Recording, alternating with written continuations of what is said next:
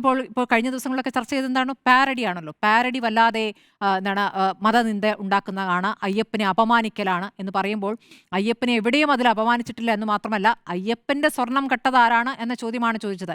അപ്പോൾ ആ സ്വർണം ഏത് രൂപത്തിലാണ്, അതായത് വിശ്വാസവുമായി ബന്ധപ്പെട്ട സ്വർണത്തിന്റെ 100 ഗ്രാമോ ഈ പറയുന്ന 476 ഗ്രാമോ എന്നുള്ളതല്ല, ഭക്തിയുമായി ബന്ധപ്പെട്ട ഒരു കാര്യം. അവിടെ നിന്നും അമ്മ സ്വർണ്ണപ്പാളികൾ കൊണ്ടുപോയിരിക്കുന്നു എന്നുള്ളതാണ്, അത് കൊണ്ടുപോയി വിറ്റിരിക്കുന്നു എന്നുള്ളതാണ്. അപ്പോൾ ശബരിമലയിലെ സ്വർണം എന്ന നിലയ്ക്ക് തന്നെ അത് വാങ്ങി ഇരിക്കുന്നു എന്നുള്ളതാണ് അതിലെ ഏറ്റവും പ്രധാനപ്പെട്ട കാര്യം.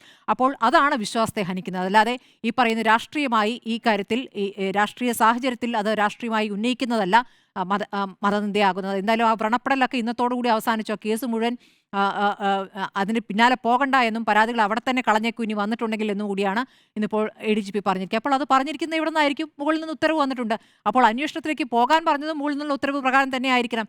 ഇതാണ് രാഷ്ട്രീയമായ ഇടപെടൽ എന്ന് പറയുന്നത്. അപ്പോൾ പാരഡിയുടെ കാര്യത്തിൽ അത് സംഭവിച്ചിട്ടുണ്ട്. അപ്പോൾ SITക്ക് ആ തരത്തിൽ എന്തെങ്കിലും സമ്മർദ്ദം ഉണ്ടായിട്ടുണ്ടോ? നമ്മൾ നേരത്തെ അറിഞ്ഞിരുന്നത് എന്താണ്, SITക്ക് പൂർണ്ണമായും രഹസ്യ സ്വഭാവത്തിലുള്ള അന്വേഷണം നടത്തിക്കൊണ്ട് അത് കോടതിയിൽ അടച്ച കവറിൽ, അത് സീൽ വെച്ച കവറിൽ സമർപ്പിക്കുന്ന വിവരങ്ങൾ, അതിൽ തന്നെ കോടതിക്ക് തോന്നുന്ന കാര്യങ്ങൾ, അതിൽ നിന്നും വായിച്ചെടുത്തതിൽ നിന്നും മനസ്സിലാക്കുന്ന കാര്യങ്ങളാണ് പുറത്തേക്ക് പറയുന്നതാണ്. നമ്മൾ ഗുരുതരമായ വിഷയങ്ങളെ നമ്മൾ ചർച്ച ചെയ്തുകൊണ്ടിരുന്നത്, കോടതി നൽകുന്ന വിവരങ്ങളാണ് നമ്മൾ ചർച്ച ചെയ്തുകൊണ്ടിരുന്നത്. അതാണ് അതിൻ്റെ ഗൗരവം പുറത്തേക്ക് എത്തിച്ചത്. കോടതി തന്നെ എത്തിച്ച വിവരങ്ങളാണ് നമ്മൾ ചർച്ച ചെയ്തിട്ടുള്ളത്. അപ്പോൾ SITയുടെ അന്വേഷണവുമായി ബന്ധപ്പെട്ട് ഇനി എങ്ങോട്ട് പോകുന്നു എന്നുള്ള ചോദ്യം പ്രധാനമായി അവിടെ നിൽക്കുന്നു.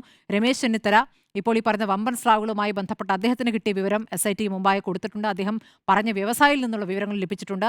ഇനി പറയുന്ന പങ്കജ് ഭണ്ഡാരിയും ഗോവർദ്ധനും നൽകുന്ന മൊഴി ആരിലേക്കൊക്കെ പോകുമെന്നുള്ളതാണ്.